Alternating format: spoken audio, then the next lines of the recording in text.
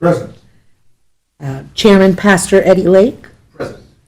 And Miss Renee Richardson is absent and excused. Thank you. Thank you. Roll call.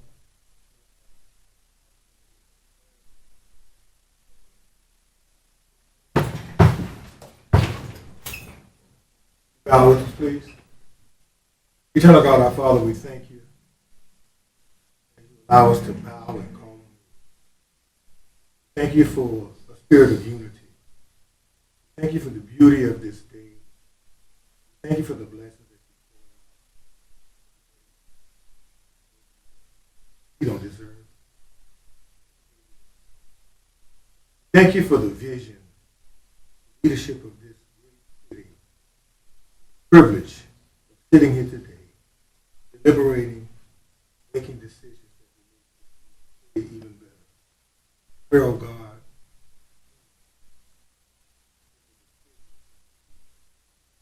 will buy into all of these decisions, the deliberations, visions.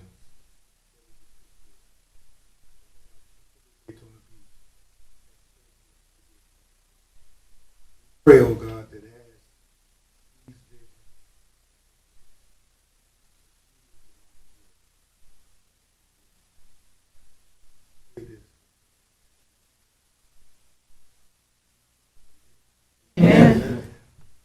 pledge allegiance to the flag of the United States of America, to the republic for which it stands, one nation, under God, indivisible, with liberty and justice for all. Right. Members, we had an opportunity to do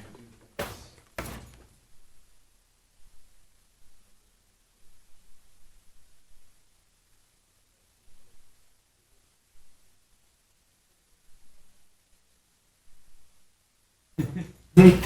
She's a non-voting member. I second that.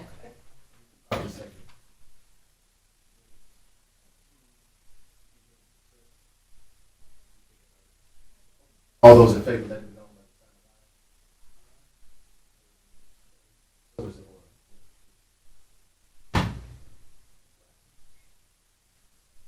I have any minutes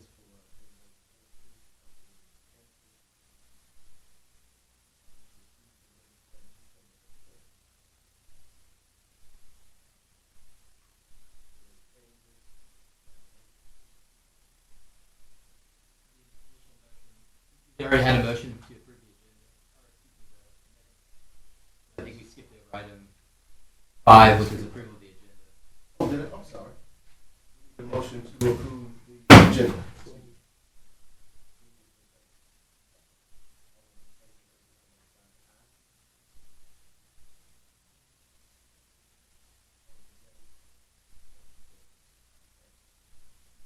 Yeah, we don't have the minutes for January the 14th.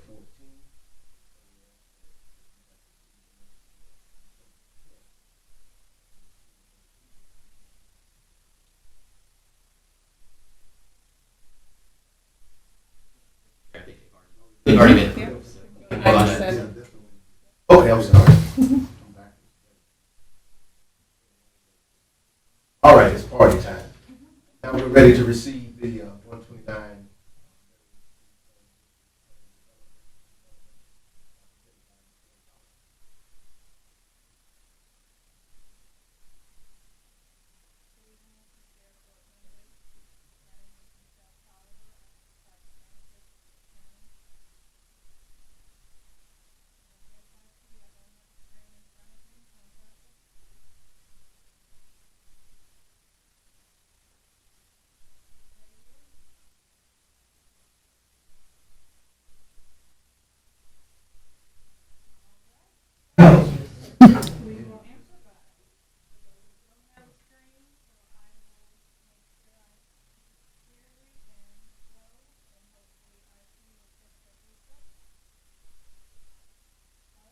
Those who have the, here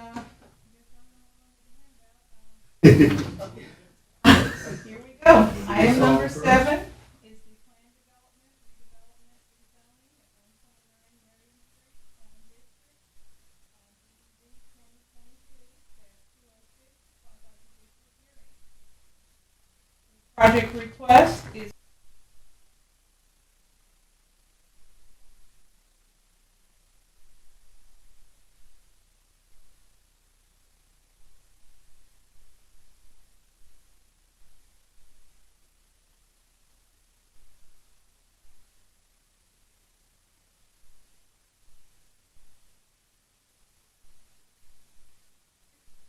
Land development, redevelopment, to allow for communication, healthcare, animal care, business support service, office, retail, industrial uses, and associated site improvements.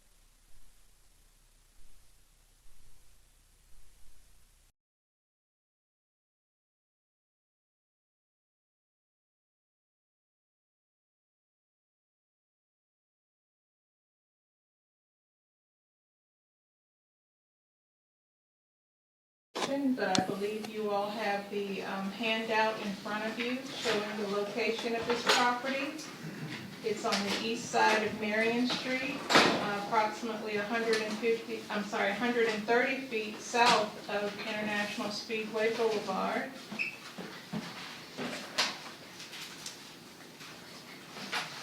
Thank you. I don't have a screen in front of me, but that's okay. You all can follow along with me. We're another slide ahead. If you'll advance it one slide, please. Yes, ma'am. The next is an aerial. Okay, I'll take control, Xavier. The slide that is before you now is an aerial of the property, and you can see that this site includes 4 parcels, total of 4 parcels. The next slide is the current zoning, which is the RDM5, and the current land uses is a commercial building and a cell tower, and the proposed land use is mixed use.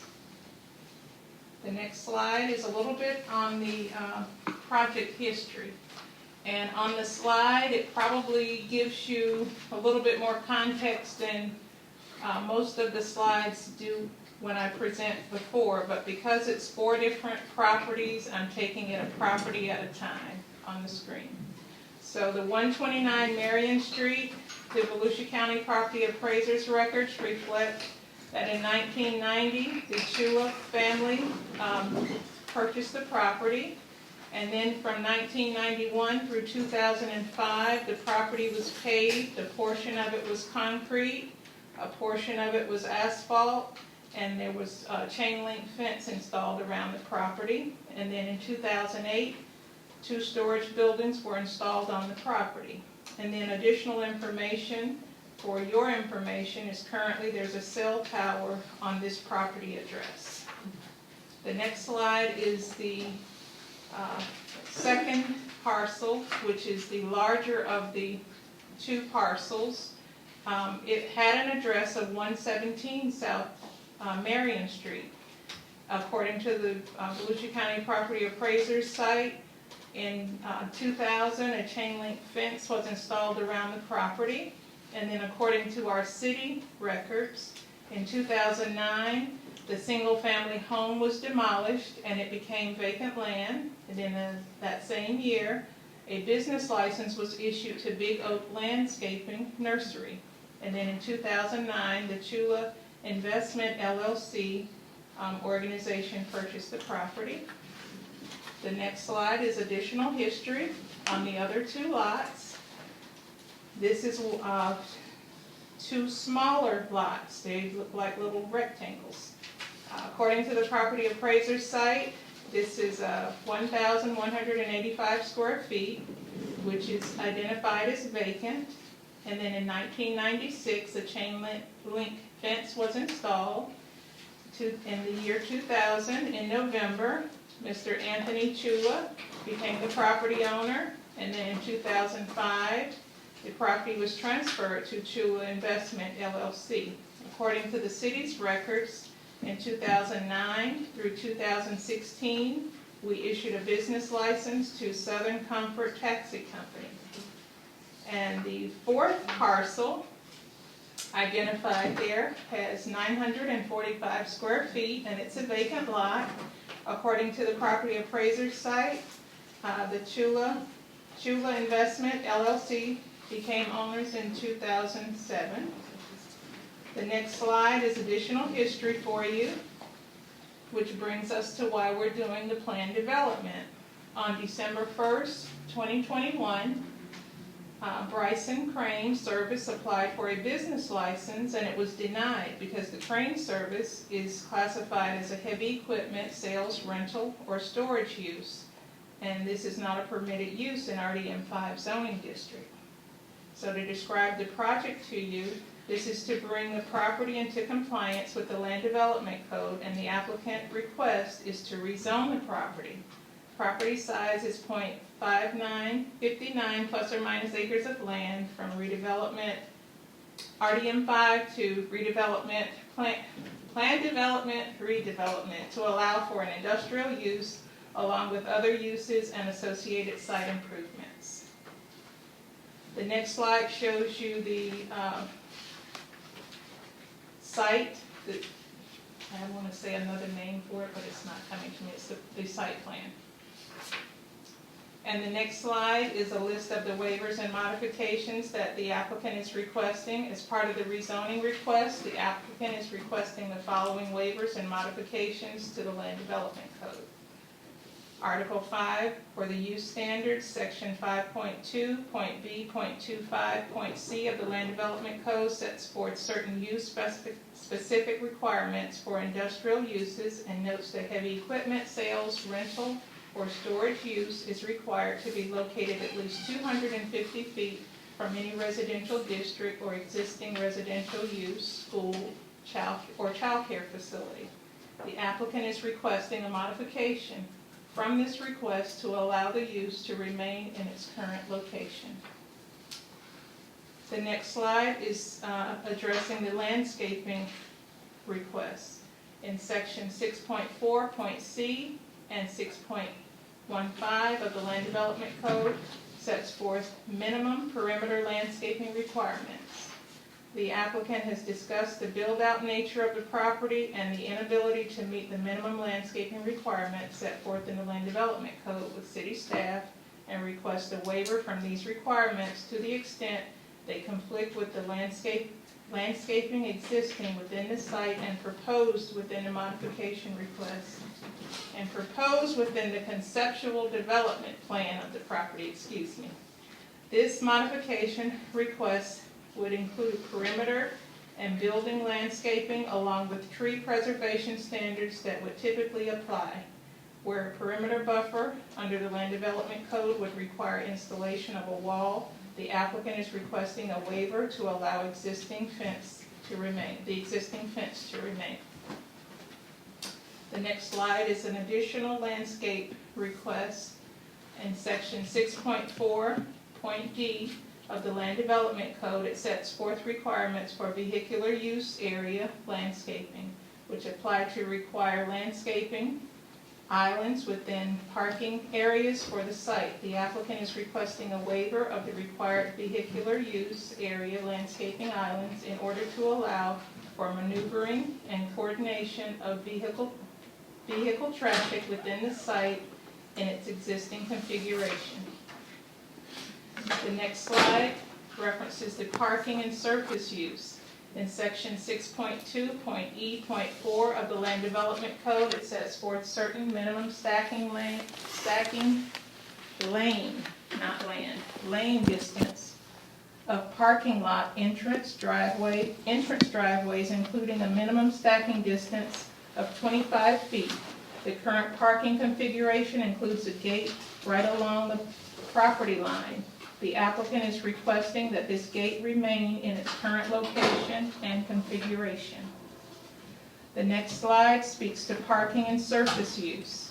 Section 6.2.H.4 of the Land Development Code sets forth requirements of parking area construction such as materials and requires that parking and loading areas be surfaced with asphalt, concrete, brick, stone, pavers, or an equivalent hard, dustless, and bonded surface material. The property currently utilizes dirt and milled areas within the site for parking of heavy equipment. The site contains 3 designated parking spots near the office entry to permit parking of a vehicle by an employee or guest. The applicant is requesting that this condition for outdoor storage of vehicles comprised of millings be permitted to remain until the time the property is redeveloped in the future. The next slide is addressing fencing. Section 6.8.C.3 of the Land Development Code provides that barbed wire fencing is prohibited in all zoning districts except industrial districts.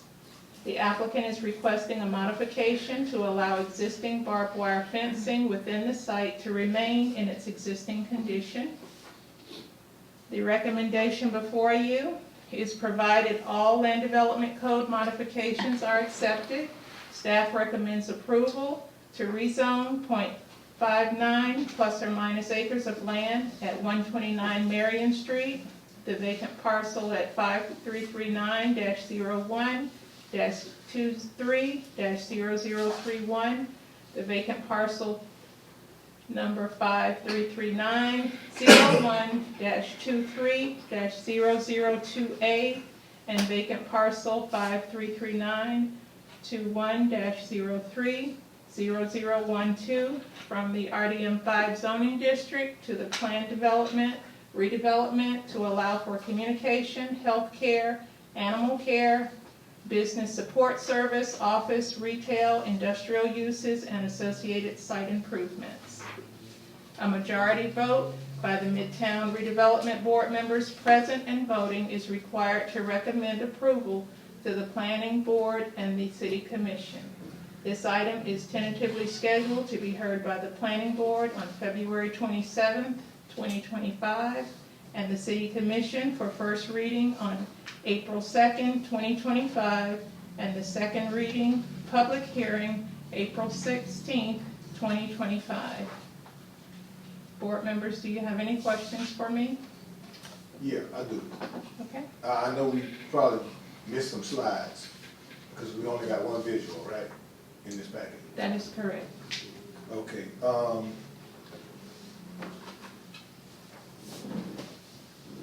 trying to figure out, what's the building that's fronting, ISB there in front of it? I'm trying to, Rob, can you tell me? I will trade Okay. places with Rob, and I'll let the firm Not representing saying the you didn't do a good applicant. job, but you Thank did. you. but- No, I'm not technical to the point that I can address you. You're on. And you're taller than I am. Rob Merrill for the record with Cobb Cole, One Daytona Boulevard. Michelle's very thorough. So you guys hopefully got most of the package, but what I'll say is, we're not on ISB, we're off of I know that, Marion. I know. So I don't know what that building is. I think there's an office, of like a lawyer's office or something out there on the very end, Lynn. But we're back to the south. Right. So I don't know what those buildings are. I kind of I've done some tours around there looking at everything. I think it's if you guys know the area, it's been a mixed bag of stuff there, but it's been primarily industrial stuff for quite a long time. Tony Ciula, who Michelle was talking about, actually couldn't be here. He wanted me to apologize. He's had back surgery, so he's laid up. But he did actually send me a text message when I asked the question. He actually had been in the cab company, and I'd helped him with that over the years for 29 years on this site. So you might remember Southern Comfort Cab. That was him. And somewhere in the 90s, he hired me to get the city to approve his cell tower that he built, which all of a sudden we all had cell service, City Hall and my office. And so that's what he did for the longest time. And then, Lyft and Uber and all that stuff came along in the cab business kind of right away. So Jim Bryson, who's half a block and a half away, Bryson Cranes has been around forever and ever, ran out of space, and so he's letting his trucks park over in the parking lot, basically, is what it is. So, we discovered that I guess the zoning law changed somewhere along the line that said Jim couldn't have his trucks parked there. So that's how this kind of came about. We got the city. Michelle's been maybe 2 or 3 years, it seems like we've been kind of trying to figure out a way to do this. And so we're going to put some landscaping in. We're going to put some opaque fencing in so the view along Marion is obscured. And I don't think the trucks are causing anybody any trouble. We had a neighborhood meeting. I don't know that anybody, maybe 1 or 2 people showed up. Yeah, so I don't think there's anybody who's raised any concern about it, guys. So this is one of those things where we're just going to keep doing what we've been doing, which hasn't really caused anybody any trouble other than the technicality of the code provisions that we're going to now adjust. We actually removed some of the things I think that were in the existing RDB zoning and working with the city. I think they found some things that they didn't like about it, so we put this custom zoning, which you guys are familiar with the plan development. It's just for this piece of property, so you can't do any more, can't do any less. That's pretty much the extent of what's allowed. And then we're going to be doing some recycled asphalt as the surface there, so it's somewhat permeable, so when it rains, it perks into the ground like what's there now, without paving it with solid pavement. So we went back forth to the city about that too, and I think we showed some examples of how that's been done successfully, and I think everybody's okay with that. So that's kind of the story, maybe more of the story than you needed, but if you have any questions for me, I'm happy to answer. I got one more question. I did notice about requesting, I guess, the waiver. One of it said they wanted some time until the property would be developed. I think that's one of the things that it said in here. Is there a time? Okay, so talk to me about it. Yeah, that's a good question. I should have brought that up. So that should really say redeveloped. In other words, if we're going to tear it down and start over with something else, that's what that means. Okay. So for now, we're just trying to clean things up so everybody's okay with what's been going on now, currently. Basically what I just explained to you.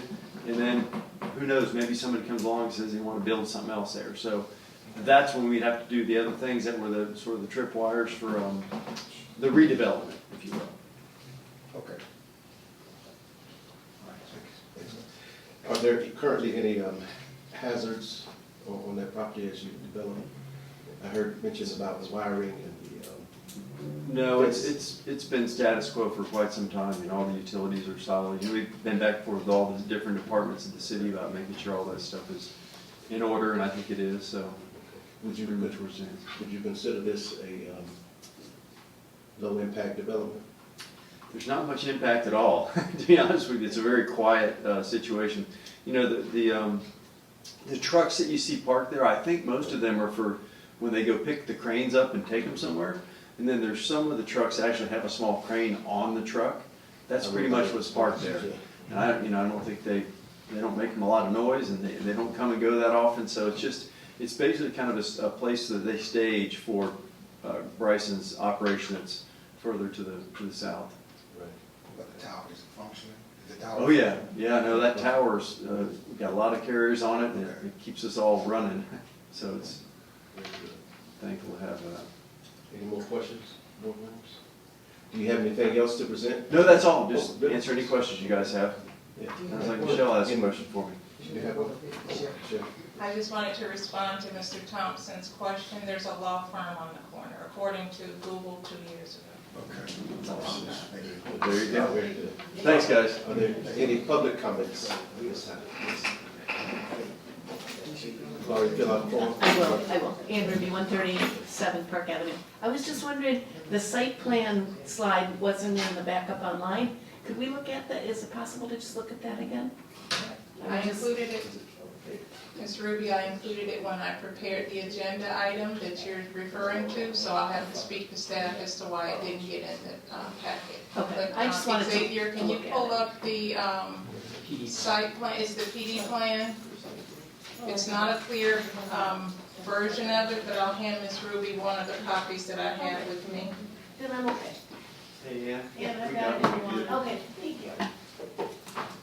Are there any further public comments? No further public comments. Can I have a motion There you go, Dave. to receive the recommendation and approval? Yeah, I think staff, if I can, staff was good with it, based on staff motion to approve. I'll move. Is there a second? A second. Moved and properly second that we approve the recommendation presented by staff. All those in favor say aye. All those opposed say no. Motion carries. Site plan is approved. Thank you so very, very much. Thanks, everybody. I meant to thank you for being here. Thank you. Appreciate your hard work. All right, we now move to our staff reports. We have the police department. Captain, come on down. You're the next contestant.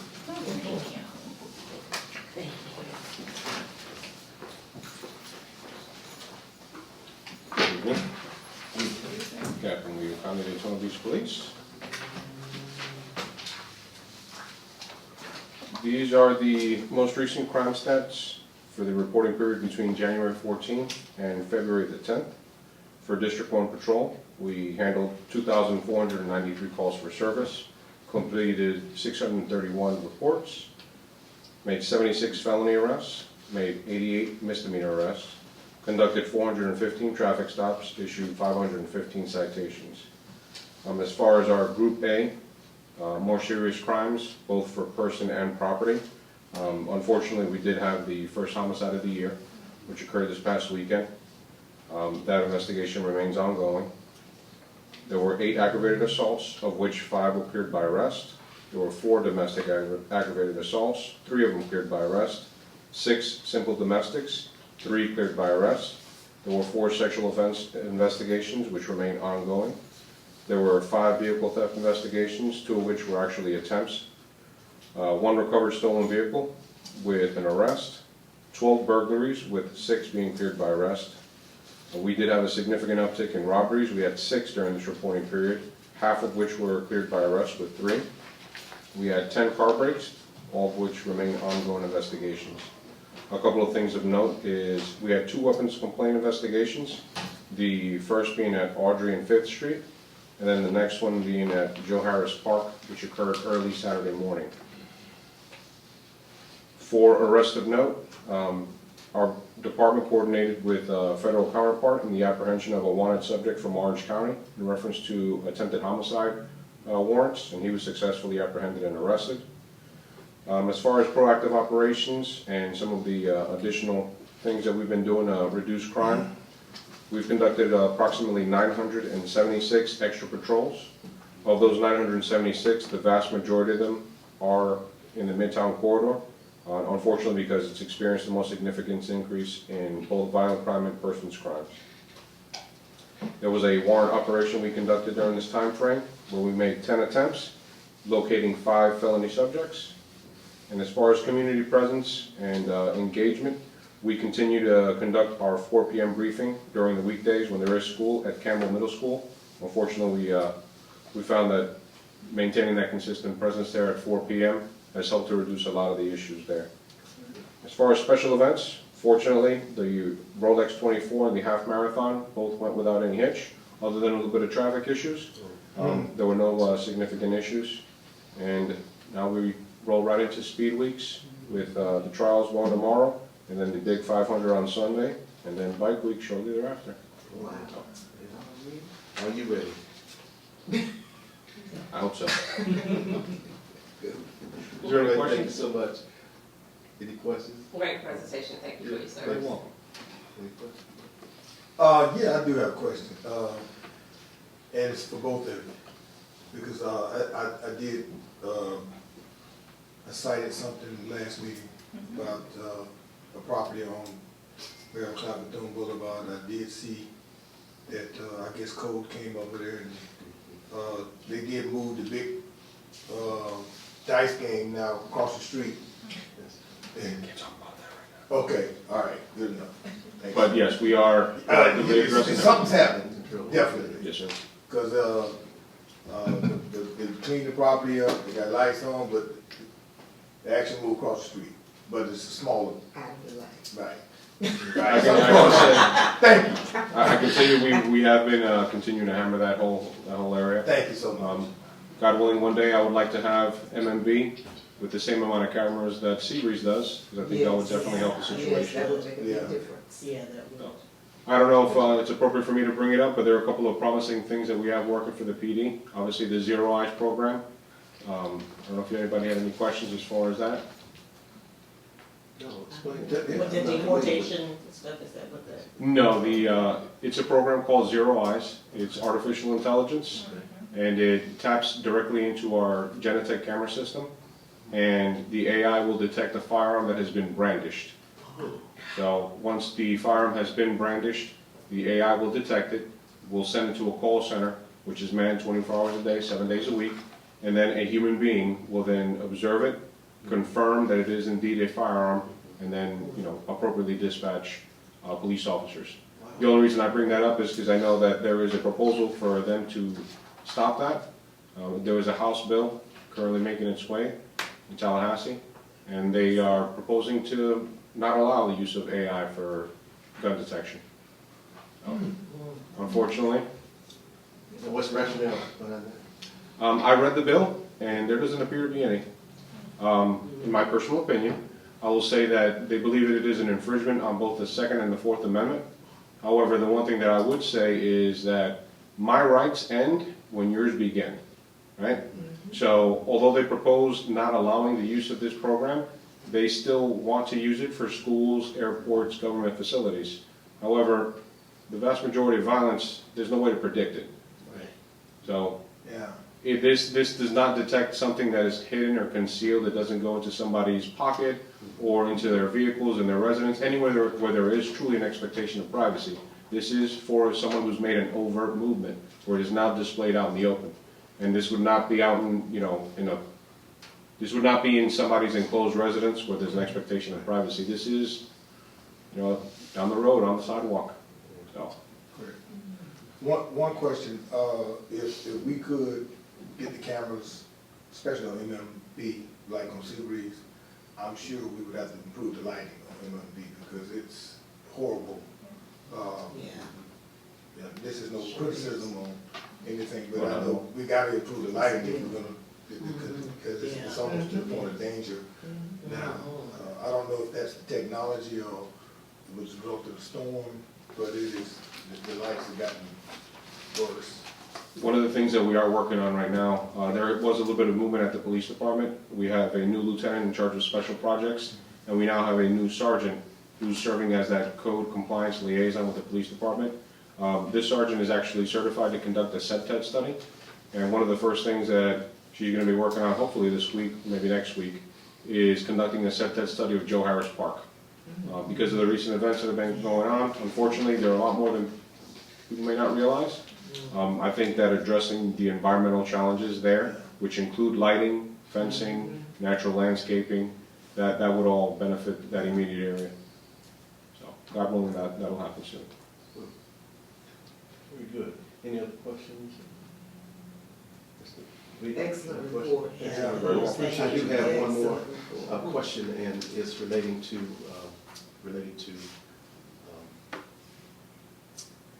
local threats.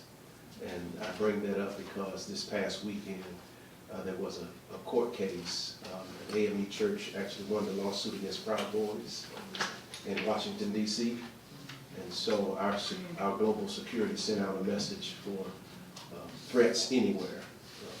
And African American churches, starting with the AME church, which our church, our chapel is AME, and wanted to increase awareness and an advisory. And I understand Chief was informed regarding any possible or pending threats. Have you all heard of anything locally? We have not received any Tips or? any tips whatsoever. What I can say, and although it is only a handful of months old, is we actually did have a joint training session, for lack of a better word, with members of the Black Clergy Alliance. And there was a discussion and training over the new carrying options as far as firearms, some of the things to watch out for. But if there is something tangible or actionable as far as intelligence goes, we wouldn't hesitate. We would do what we need to do. Excellent. Thank you. Excellent. Yeah. Appreciate you. Keep up the work. Appreciate you. Absolutely, absolutely. Now we'll receive a report from Code Compliance, Ms. Sarah Kirk. Good evening. Good evening. Sarah Kirk, Inspector with the City. I brought December 2024 and January of 2025 cases that were opened.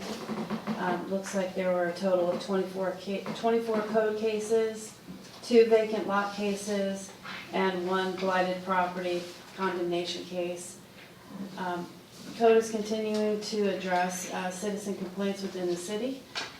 Does anybody have any questions or concerns? Anything I can help with? I have some concerns. I've reported it, I don't know how many times, but 41 Lockhart? 941 Lockhart. It's growing higher, it's almost to my waist, and it's absolutely ridiculous. And 940, diagonally across the street, Okay. we have some new people there. I don't know what the liabilities are or what the rules are, but there are 9 to 12 cars parked there every night. Okay. When I left coming here at 6:20, there were 7 cars. They're using the home as a place to repair cars. Oh, okay. And this goes on until 9, 10 o'clock at night. They've been there about 2 months, and it is ridiculous. You cannot sleep at night because they're out working on the cars, but they've got radios going in the car loud to keep them up and going. Okay. Forgetting about the neighbors. The lady that lives right next door is about 84 years old. She has to put up with the foolishness.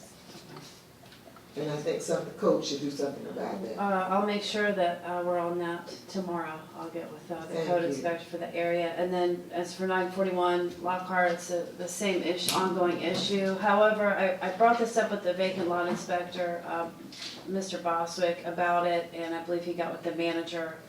And I guess it's growing back because I believe the city cut They it. did cut it once, about So- 4 months ago. Okay, so it's due, so Yes. I'll bring that up to Mr. the Chair, can I inspector. add to the discussion? Absolutely. I was involved in a meeting with the city manager and my boss related to properties that are not maintained, and we're working on funding those projects. So there should be an issue that you have that should be going away soon. Great. Yeah, we're identifying funding to provide regardless of whether we get in touch with the owner or not. We'll go ahead and maintain the property on a regular basis. And the owner is dead. He has no family in the United States. And when I guess the powers that be tried to contact his family, even when they found him after 3 months in the house, when they got in touch with his family, they said they don't even have telephones, and they had to walk 3 miles to use a phone. So there would be no need to try to contact the family. Yeah, there was In a Vietnam. holdout in Vietnam Yeah. that didn't sign off on it, Mhm. the sale, so that was That's, fortunate. Thank you. All right, well, thank you all. Have a Is there good any further night. Thank questions? you. No? Thank you. Further questions? Thank you very much. All right, redevelopment projects, Ms. Thompson, once again.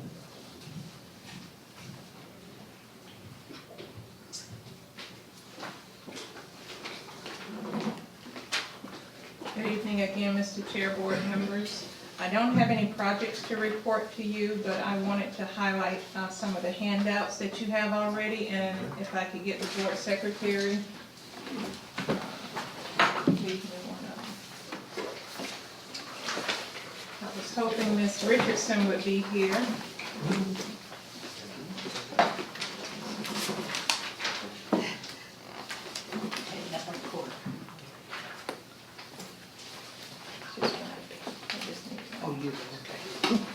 So what Ms. Carrie is handing out is an additional resource for homeowners who have not been able to be serviced with the Transform 386. Transform 386 is through the county. This Elevate Florida is through the state. This is an additional resource for residents who continue to have flooding if they need their home rebuilt because the damage is to the point where it exceeds a certain threshold. This program, we received information on this program recently, and this flyer is the only information I have to provide. I don't have a phone number, but there's a link on here for information. But this is an additional resource for homeowners who are still experiencing and will continue to experience flooding.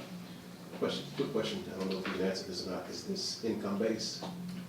I do not know. I'm not sure. Okay.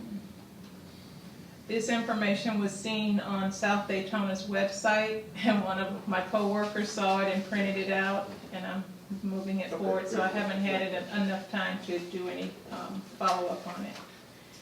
The other items are just events that are upcoming. The flyer showing you the historic icons. This is twofold. This is going to happen on February 22nd. This is twofold, meaning there are two things that we're kicking off on February 22nd at Dickerson Center. One is the MLK banners along ISB. All of the prior icons in the city who have been recognized, as well as the 12 that are along ISB now. They will have a monument, a permanent monument, not on February 22nd, but it's just to give the public information that those icons will be memorialized in monuments at Dickerson Center. And then the athletes will have murals on the sidewalk with their face, whatever photo they provide. There will be murals along the sidewalk. But none of this will happen on the 22nd. It's just sharing what the plans are for the Dickerson Center as it relates to an early action activity, which is a requirement through the Choice Neighborhood Grant. And then the Melanin to Rich Festival is happening that same day, different location, over at Daisy Stocking Park. And I don't expect you all to be in 3 places at one time, but if you want to share the information. The last item is the Fresh Book Festival. That's again February 22nd at the Cherry Center. And it's multiple days. You know, there's Friday, Thursday leading up to it, Friday and Saturday events for the Fresh Book Festival. But that concludes the information I wanted to share with you. Do you all have any questions? Can you send these electronically as well? Yes. Thank you. Can you tell me again about the icon, because I was there this past week with the banner. Yes. So each one of the 12 that are hanging up now, as well as all the previous ones, I think that totals about 64 because it started in 2021 up to date. They're going to have 2 separate monuments erected at Dickerson Center. And this kickoff is going to give you a site plan of where those monuments will be, and it'll show you the athletes that, and you know what? I can see Lynn. I can see Lynn Thompson. I was just waiting for you to stop. I didn't see Lynn Thompson in No, there. I don't need that. I mean, Yes, You may not need it, but the community needs it. Community is That's asking. right. but I need to add Lynn I was waiting Thompson. for you to stop. Where's Lynn? Exactly. Yep, I you just will wanted be to make sure getting, the you will date- be receiving a phone call tomorrow for you to provide information so that you can be recognized. Absolutely. And the reason for me saying it this way is because let me tell you the connection, because it's not an insult. Let me tell you how this started. So $100,000 has to be used as an early action activity to let HUD know that we're serious about trying to rebuild Palmetto Park, Caroline Village, and Walnut Oak. And that's the connection with Dickerson Center. It's the athletes who lived in Palmetto Park or lived around Palmetto Park. But guess what? The boundaries for this choice neighborhood includes where you lived when you were coming up. So I'm going to suggest they add Lynn Thompson, and if they don't like it, they're going to have to live with it. There you go. So you let us know what we need to do to Yes, make sure yeah. that. I'm going to make a phone call tomorrow to add Lynn Oh, Thompson to this. So you will be memorialized for the Absolutely. future and the rest of Daytona to look at. That's right. okay, thank you so much, but I'm just asking for some. That's okay. Well, yeah. I talk without saying, what do you No, mean? we know. No. I'll wait for Right him there. to finish. Because the other day, Harry Burney's son was so touched. Oh, yeah. Chip was touched, Yes. you know, and I called Chip to let him know about it. Yes. And he made sure he came. He felt so honored to just come and It was good. represent his whole family to be here. And that was nice. Yes. Yeah. But they'll have permanent monuments and it'll be their names, because Lomans is going to do the inscribing and designing of the monuments. And And Kathy Washington was Miss Mother Hunt. She was, I'm joking. I'm joking. I was My there. brother They was knew I was there. Larry I went Weston to was Mother Mother Hunt, right? All these. Everybody went to Mother Hunt. You know, so that, all that's history. I can write a book on Mother Hunt. Yes. Outstanding, thank you. Yep, you're welcome. Thank you. Right, well, you will champion that honor, yeah. Yeah, I know you deserve it, so. I'm telling you. Excellent, appreciate that presentation, awesome. All right, now we're ready for the spotlight on Midtown, Mr. Pierre. You, Mr. Chair. Chair, for the record, I was born in Pelham Park, All right. and I'm a scientist, and ain't got no scientists up there. That's a record for all those geeks that's out there. And I went all the way to the White House. But anyway, Get no you one, scientists, only athletes. get you one too. Anyway, on a lighter note, it's good to be able to see the board once again. And speak for all the scientists out there. But anyway, no, just kidding. I understand our first spotlight this evening is actually Ms. Tijuana Dozier, and she was actually invited to the board by Ms. Bonner. Yes. So Ms. Bonner, did you have Yes. prepared some prepared remarks you want to give to the board? Sure. Hmm? I guess I could basically give them from here, I don't Okay. know. But, Turn your mic on. yeah, I guess that would help. We have a new system here. Good evening. Ms. Dozier, and I were talking about a month ago at the MLK, program. And, we were sharing at that time, we also talked with Mr. Thomas about her coming and sharing what she's done with, Cameron's Gear and then her enterprise, Niche Enterprises, which has been involved in Midtown for quite a number of years, especially with the Bethune-Cookman University students. She usually comes during the time of the homecoming and classic and other things, and she was diligent in hiring our students. Many of our, not only hiring, she has been a parent to many of the students. She actually has put people through school with her organization. She's hired individuals who started with her as a freshman and worked with her through their senior year, and some are now working with her after graduation. She has been a mother to students, but as far as an entrepreneur and a businesswoman, she does yield a lot of weight in the Midtown area. Recently opened Cameron's Gear, which is consists of some of the students actually being part owners with her. So I think what she does put into the Midtown community and has in the time that she has been here, has been unknown. But she gives a lot of herself and teaches students entrepreneurship skills. And most of them have been very successful with those skills and working with her. And she continues to empower and provide resources, not only financial, but she has put several through school that I know of. And is very involved in that community. So that's one of the reasons. And Mr. Thomas was present at that time and could listen to her story as well. So I definitely welcome her, and I think she has a lot of other things that she's looking forward to expanding in the Midtown community. So we welcome you. Thank you very much. I couldn't have said it any better than the chair. Our second one is Mr. Devon. He's actually called me a little while ago. He's got a plumbing issue, so he's not going to be able to show up. So with that, I would like to welcome Ms. Dozier to the lectern, please. Mr. IT guy, can you pull up the slide so that we can see the property location for Ms. Dozier's property? Thank you.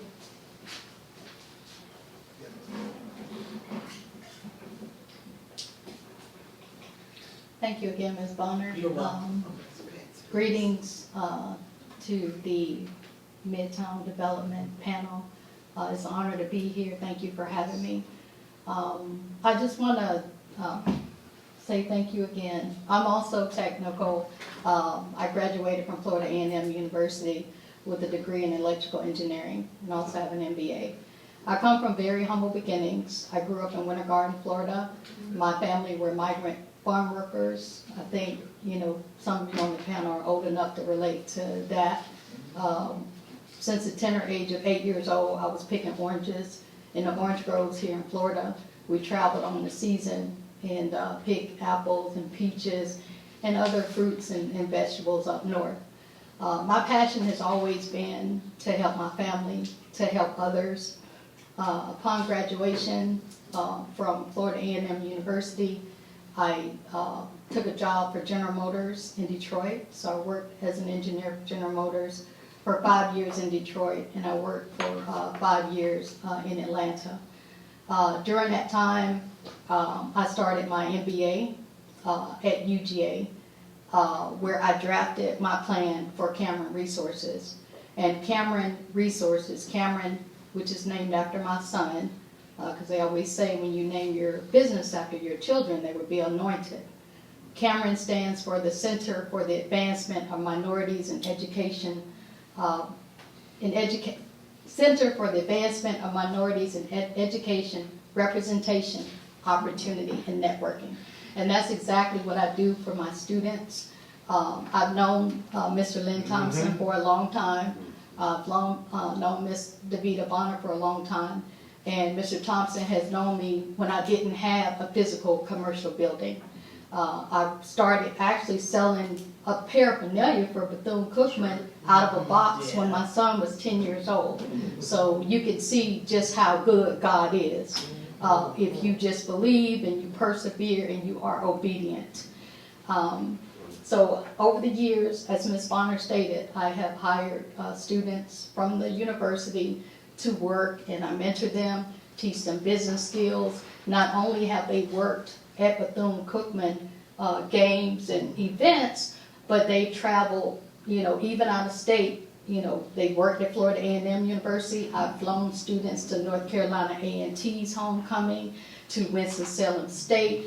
My husband and I, we're licensed for 20 different black colleges and universities. So we do paraphernalia for different universities. At the store that you see on Dr. Mary McLeod Bethune, we carry Bethune-Cookman attire out of respect for the university here, but we do sell other universities apparel on our website.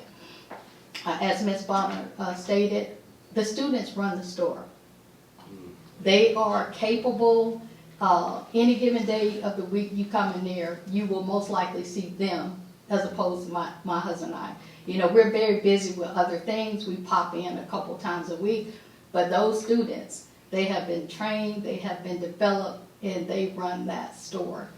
Even with them running the store, my conversations with them are around, okay, have you gotten your internship in place for the summer? And one of the criteria for them working, whether it's in the store or participating in any of the other events we do, they send me grade reports. I can share with you text messages where they have to send me their grade reports. And part of that is just keeping them accountable, because it's not about you just earning money. My goal is to make them positive contributors to society. And Ms. Bonner talked about even when the students leave school, we're still connected.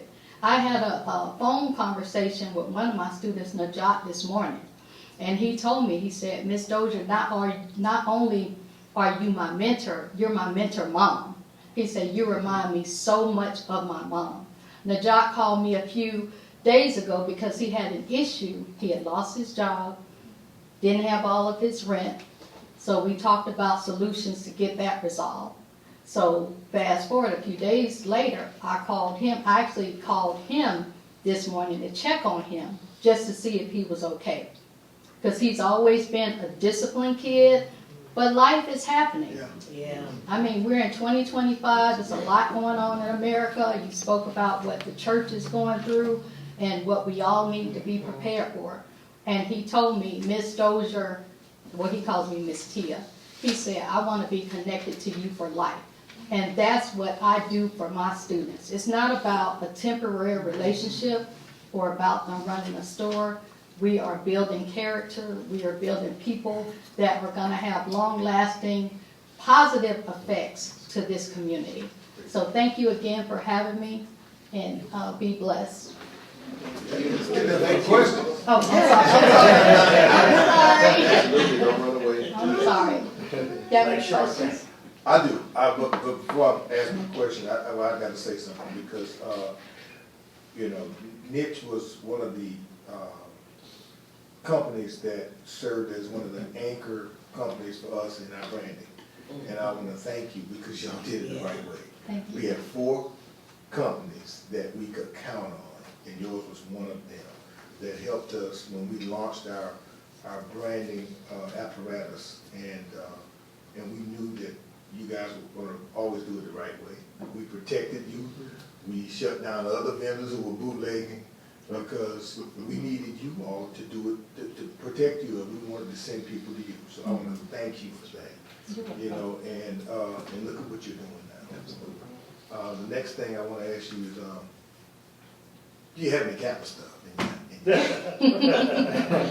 Actually, the Kappa stuff sells out quickly. But But actually, when you visit, my students, they are instructed. If, you know, a customer comes in and we don't have what they want, put it in the logbook. And that's one of our tasks, to work on that. So yes, we can accommodate you with that. Okay, good enough. And just to let everybody know what he's talking about, doing it the right way, as a licensed vendor for Bethune-Cookman University and all of our other schools that we're licensed with, on a quarterly basis, we pay royalties to Collegiate Licensing Company for use of the branding. And a lot of companies just don't do that. They don't understand the importance of giving back to the university. So even when I lived in Atlanta, because for years I lived in Atlanta, but I would come down for every game. I would assemble a group of students, and even when we didn't make money, the students I always made sure they had money. So, and Mr. Lynn Thompson was such a great mentor and supporter at that time. And even when he was like, get you some business majors in there. One of our students right now, Jordan, he's on the track team. He's a business major. I've been encouraging him to join the Black MBA Association. So it's a lot of good things that are being poured into these students. Are there any more questions? And thank you again, Ms. Bonner. She has been a staunch supporter. I remember I hired 10 students to work a homecoming, and I didn't necessarily need all of them, but we made sure all of them got an opportunity to work. And I thank you for bringing me such good students. Oh, you're welcome. Thank you. Keep up the good work. The story needs to be heard. Thank you.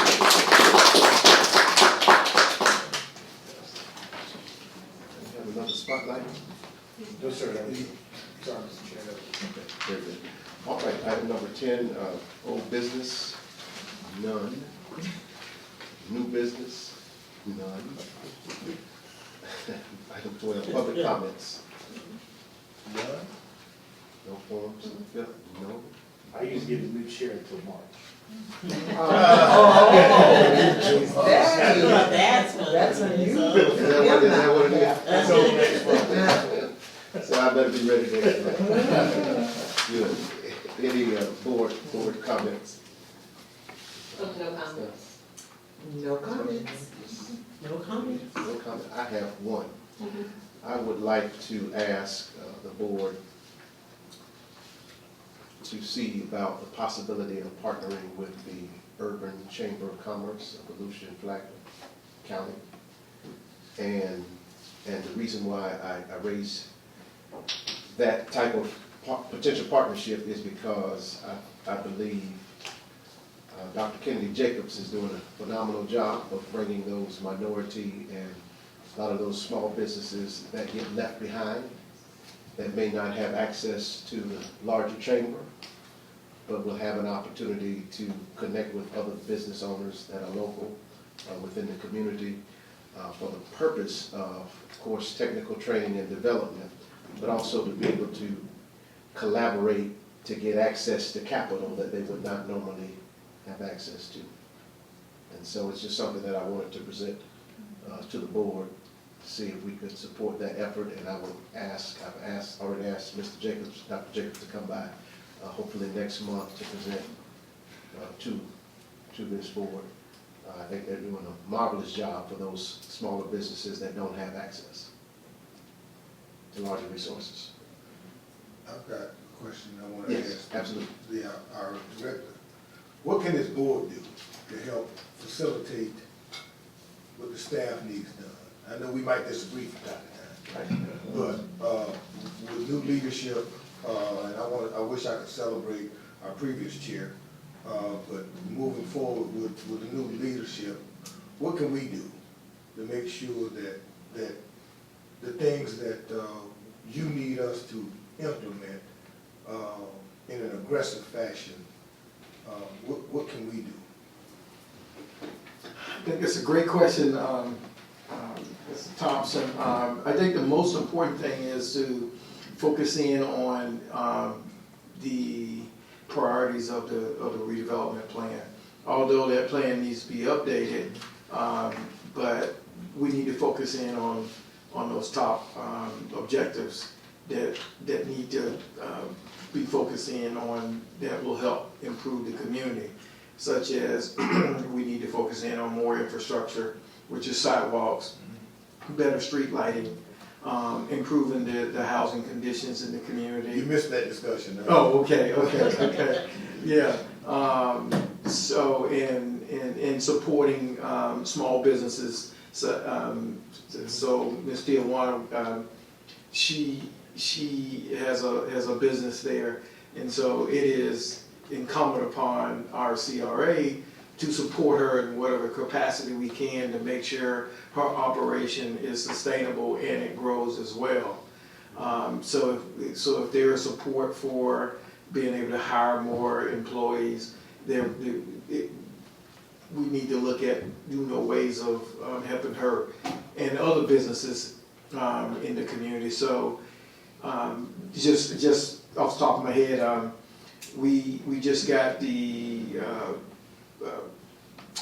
numbers from the tax collector's office, biggest tax collector, yes. We did get I think like an 18% increase for Midtown. Okay. So out of the 5 CRAs, I believe Midtown came in second as it relates to all of our 5 CRAs. We had an 18% increase. So, and the money can't stay dormant. We have to spend the money. Right. So we need more requests. We need more projects that we need to do.